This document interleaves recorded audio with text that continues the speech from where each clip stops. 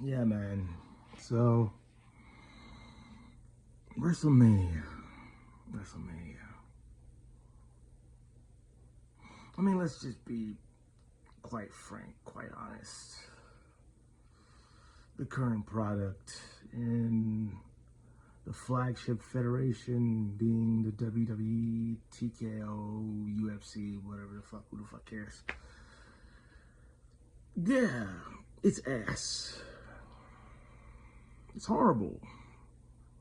I mean, it's getting close to being worse than the shit that Vince put out. And that takes effort to be that crappy.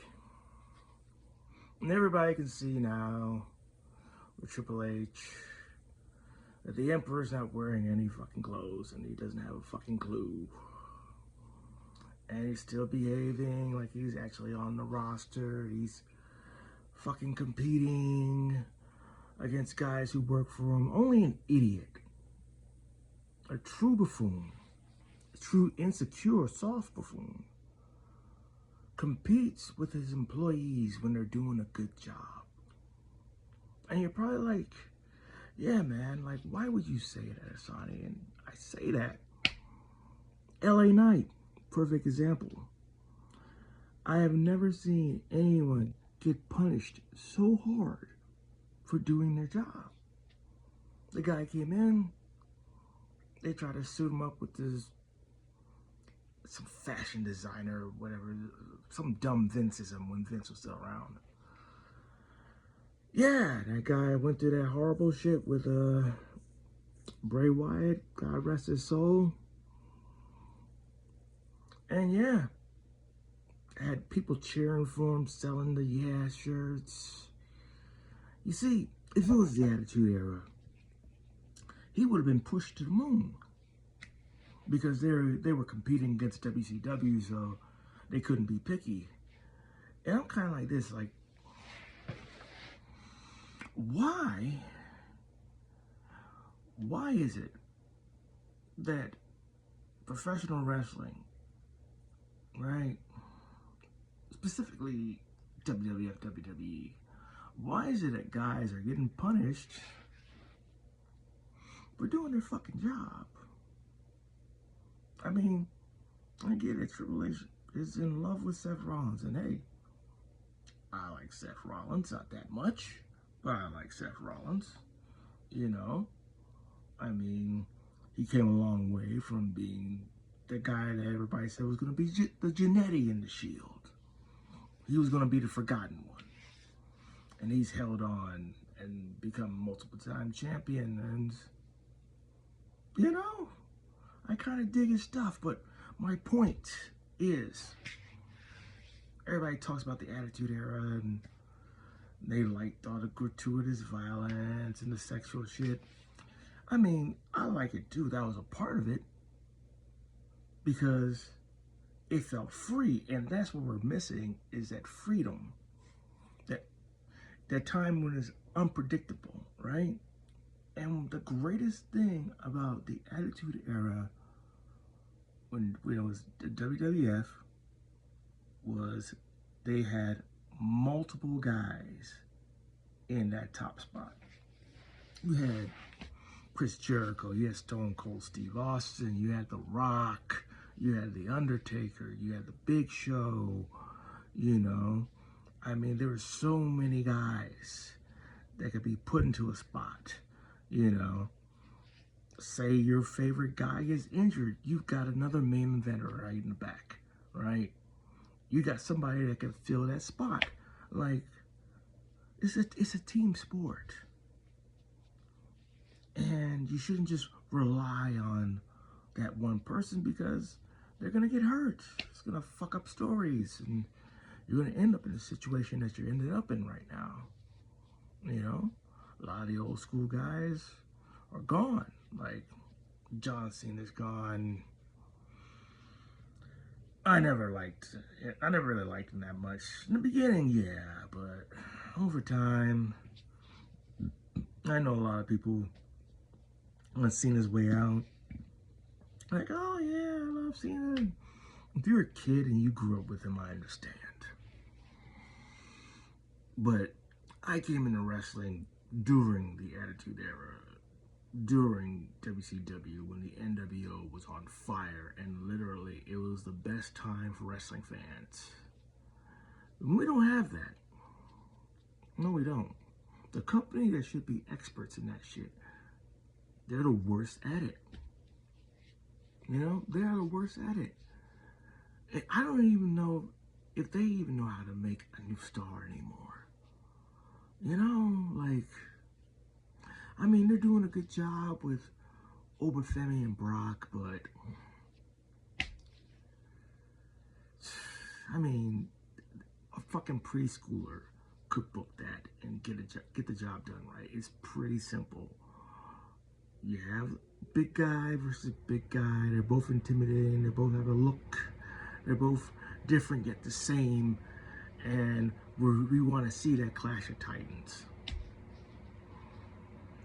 And you segue that good story to the shit that's Cody versus Randy Orton. Who, I like Pat McAfee, but who gives a fuck if he's involved? Why is he involved? Like when Stephanie came out to talk to Cody, it's like, why are all these people getting involved in this situation that only two guys are going to be in the ring having this match at WrestleMania, right? None of these people are going to be in there. None of these people should be in there. The story should be Randy versus Cody, the son of Dusty Rhodes versus the son of Cowboy Bob Orton. And you could have did family, backstory, all that type of stuff. But the problem is, Triple H is not a creative guy. He's not. He had a bloodline story handed to him on a silver platter. And look, let's be honest about the bloodline storyline. That was all Roman and most of all Paul Heyman. That was their baby. They understood what they were doing. And we saw what he did with the Vision. That boring, lame shit that we were forced to watch. And ironically, they did the phony injury angle, and then three fucking guys, they get injured, falling like dominoes one after the other. And we're in the situation we are in right now. And the thing is, if they actually put out a good story, they could maybe get somebody to buy some of their ridiculously stupid overpriced tickets. Because they actually would have had a product that people want to see. They don't have that product. They have a product that makes you want to change the fucking channel. And I do. I mean, it's gotten so bad to where I don't even have Netflix anymore. I mean, I kept my Netflix for WWE, and within a year, they convinced me to just let my subscription just go the way of the dodo. I don't even want to watch it on YouTube anymore. I don't even want to give them my views because I hate to tell you guys, any old school wrestling fans out there, it's not gonna change. It's not gonna change. You know? I mean, this is an opportunity to get involved or get interested in something else. You know? I mean, you have to admit, fucking AEW, they actually know how to make a star better than WWE. They actually know how to put guys over and make new stars. All right? They had a couple hiccups in the past, you know, but that's over now. You know, it seems like they're beginning to understand and they're cool with their identity. You know, they have an identity.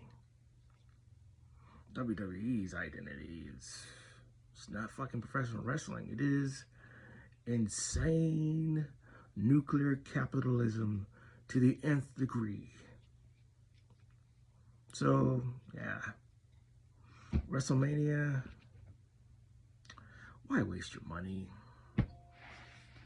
Your dollars are going to be voting for this shit to keep going. And that's the only way they'll learn.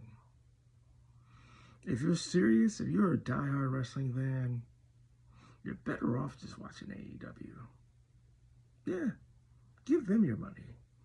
At least you can afford tickets to take your family to see the show without having to put out a fucking mortgage to watch a niche wrestling show, which since they gotten with TKO, they've gotten this ego that they're somehow on the same level as UFC and boxing and all that stuff. It's like you're still fucking professional wrestling. Everybody knows it's predetermined. Everybody knows it's fucking phony, and nobody fucking takes it seriously except for you. So, yeah, to the regular wrestling fan, yeah, man, do something else. If you can't watch AEW, see this as an opportunity for you to put your energy into something more positive apart from that. You know, the money that you're going to spend on that WWE crap, put it in savings, buy some stocks, buy some crypto, do something. But in the current state of the world and all the bullshit that's going on right now, I would be a real fucking fool, and you would be too, to actually pay to deal with more bullshit on top of the bullshit that you already got going on. So anyway, that's my 2 cents. Do sabes.